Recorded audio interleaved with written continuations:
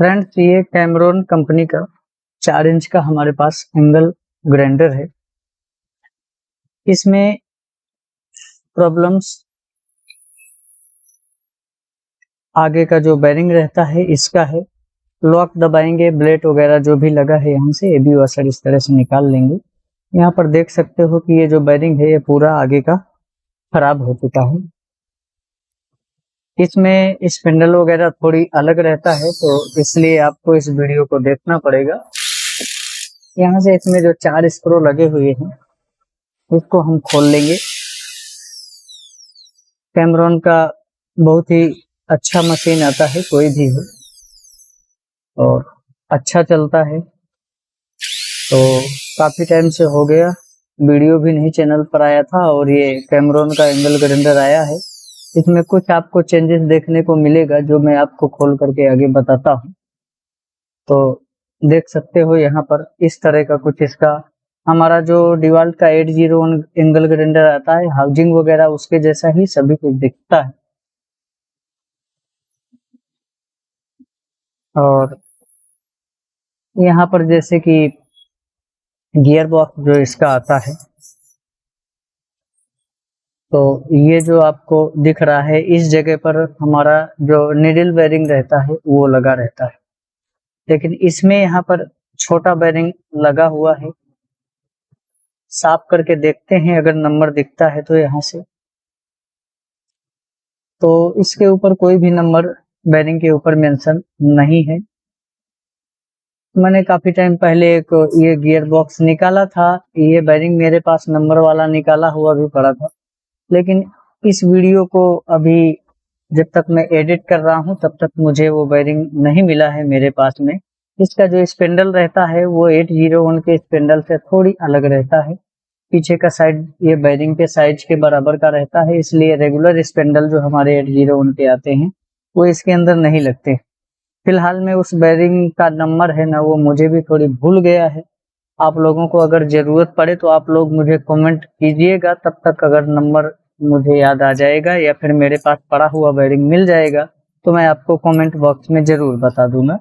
तो यहाँ पर जो चेंजेस रहता है वो यही रहता है कि इसका स्पिंडल अलग रहता है, और पीछे जो निडल बेरिंग लगा रहता है 0810 नंबर का, HK 0810 नंबर का निडल बेरिंग रहता है, वो इसमें नहीं लगा हुआ है।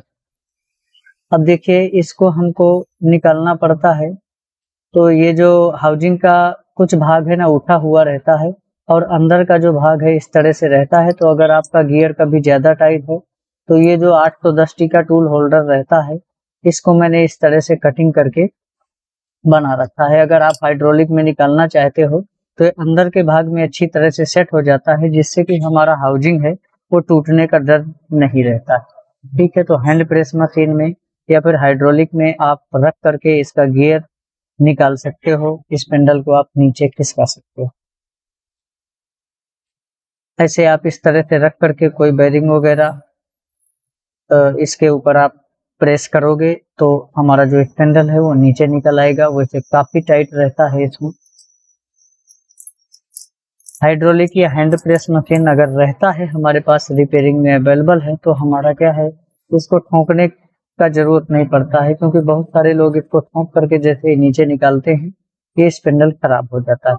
या फिर यदि अगर कोई हैवी क्वालिटी का, अच्छी क्वालिटी का आपके पास अगर ये बेरिंग रिमूवर पुलर, ये जो पुलर मैंने हाथ में ले रखा है ये मेरे पास में इटर्निटी कंपनी का है। अच्छा, एक बात बता दूं कि इसको इस तरह से लगाएंगे तो हमारे को एक जो वॉइस मशीन होता है ना, वॉइस मशीन ऐसे तो मैंने पिछले कई वीडियो में दिखा भी रखा है, यहाँ पर मैं ऊपर साइड में आपको पिक्चर दे दूंगा। तो इस तरह से हमको सेट करके इसको और वॉइस ब्रेंच में पकड़ना पड़ेगा, क्योंकि काफी टाइट रहता है। तो देखिए मैं वॉइस मशीन में इसको पकड़ा, और ये जो गियर है बिल्कुल थोड़ी सी अटका रखा हूँ ताकि आपको मैं यहाँ से दिखा सकूं कि हमारा यदि अगर कूलर मजबूत है और वॉइस मशीन है हमारे पास में तो हम इस तरह से भी निकाल सकते हैं। कभी कभी नहीं भी निकलता है, ये जरूरी नहीं है, किसी किसी में और ज्यादा हार्ड रहता है तो कूलर से भी नहीं निकलता, तब फिर हमारे को हाइड्रोलिक मशीन में और या फिर हैंड प्रेस मशीन में ही निकालना पड़ता है। तो देखिए मैंने जो इसका फिलहाल में गियर है ये निकाल दिया हूँ। तो मेरे पास अच्छी क्वालिटी का पुलर था इसलिए निकल गया है। अब देखिए यहाँ पर जो बेरिंग रहता है ये 3 यहाँ पर स्क्रू रहते हैं, इनमें लॉक रहता है बेरिंग। तो इसको हमको यहाँ से खोलना है और अच्छी तरह से इनको वापस टाइट भी करना है। तो चलिए तीनों को हम यहाँ से बारी बारी से खोल लेते हैं।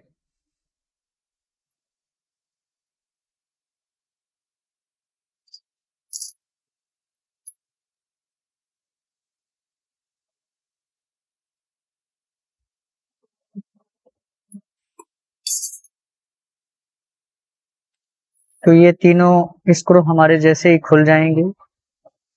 अब हमको ये 11 का एक पाइप है, आप इतना मोटा कुछ भी जिसके अंदर वायरिंग हमारा चला जाए इस तरह से हम रखेंगे। और ऊपर से ये किसी लकड़ी का जो हथौड़ा आता है या फिर ये प्लास्टिक वाला आता है, इससे आप ठोकोगे तो ये वायरिंग के साथ में नीचे निकल जाएगा। और बाद में इस तरह से अगर स्पिंडल निकल जाता है तो ठीक है, अगर नहीं निकलता है तो हम इसको पुलर की सहायता से भी निकाल सकते हैं वायरिंग को। तो देखिए मैं इसकी पुलर से ही इस वायरिंग को निकाल लेता हूँ।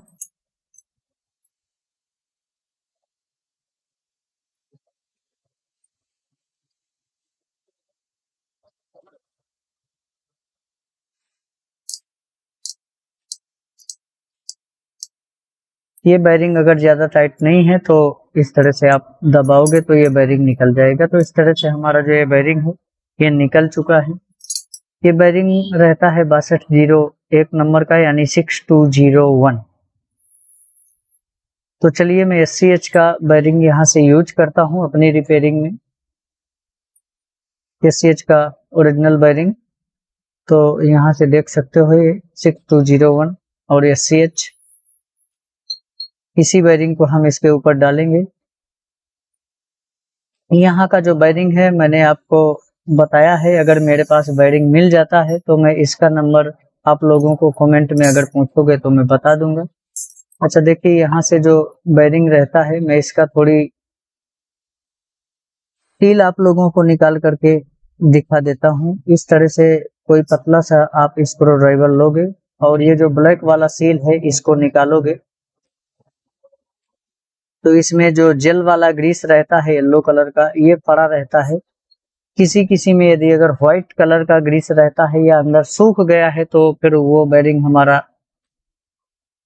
डुप्लीकेट रहता है, कॉपी रहता है। ये बेरिंग ओरिजिनल है तो ये आपको देख लेना है। किसी के अंदर अगर ग्रीस सूख गया है तो थोड़ी बहुत आप डाल दीजिए और इस तरह से हम इसको फिट कर देंगे। कोई कोई बेरिंग में मैं देखता हूँ कि व्हाइट कलर का बिल्कुल सूखा सूखा ग्रीस निकलता है तो वो बेरिंग हमारा बहुत जल्दी हो जाता है। हालांकि कंपनी यही रहती है, आप लोग चाहो तो इस चीज का टेस्टिंग कर सकते हो। तो मैंने देखिए नीचे वाले बेरिंग को ऊपर एक बेरिंग रख करके इसी नंबर का और हैंड प्रेस मशीन से इसको नीचे दबा दिया हूँ। तो ये जो बेरिंग है ये हमारा फिट हो चुका है। तीनों जो स्क्रू हमने खोल करके निकाले हुए थे इन तीनों स्क्रू को हम लोग यहाँ से फिट कर देंगे।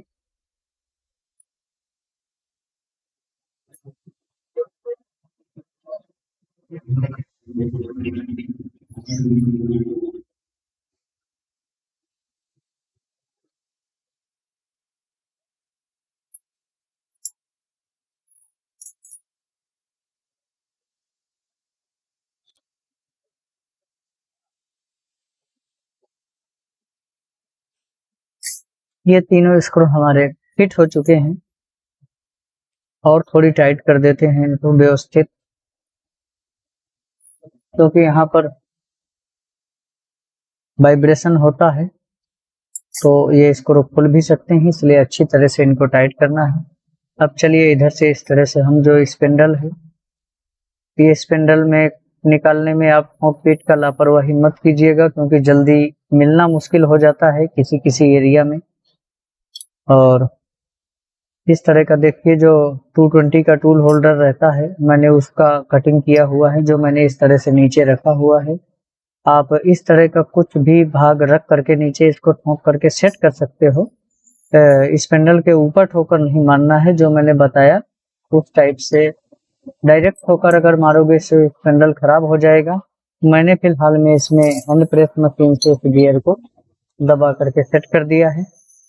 अभी चलिए इस ग्राइंडर को हम चालू करके देख लेते हैं एक बार। अगर अंदर का बेरिंग खराब होगा तो हमारा आवाज चेंजेस कुछ अगर लगता है हमको, तो हम एक बार यहाँ से चालू करके इसको देख लेते हैं।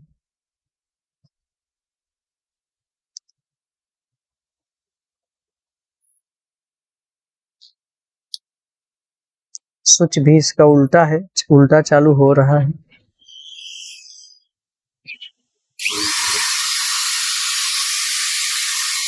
तो ये बाकी अंदर बिल्कुल सही चल रहा है, तो अंदर खोलने का जरूरत नहीं है। इधर के बेरिंग में अभी फिलहाल में कोई खराबी नहीं है। मैं थोड़ी थोड़ी 20-40 नंबर का इंजन ऑयल थोड़ी थोड़ी इस्तेमाल करता हूँ, तो आप भी कर लीजिएगा अगर आपको ठीक लगे तो। और बाकी ग्रीस वगैरह इस तरह से एसकेएफ कंपनी का मैं यूज करता हूँ। तो इस तरह से गियर के ऊपर ग्रीस लगा करके और उसको हमको फिट कर देना है।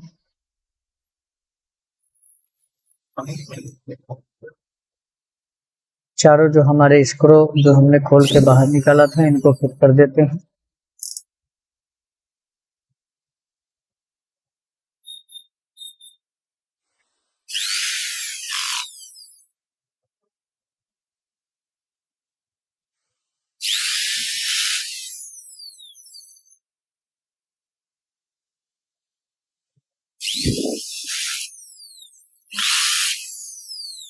तो इस तरह से हमारे जो चारों स्क्रू हैं फिट होने के बाद में हम एक बार इसको हाथ से भी अच्छी तरह से टाइट कर देते हैं,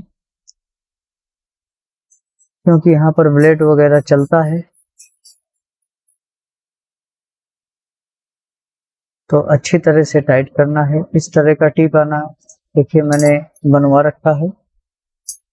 अब एक बार हम इसको चालू करके देखते हैं।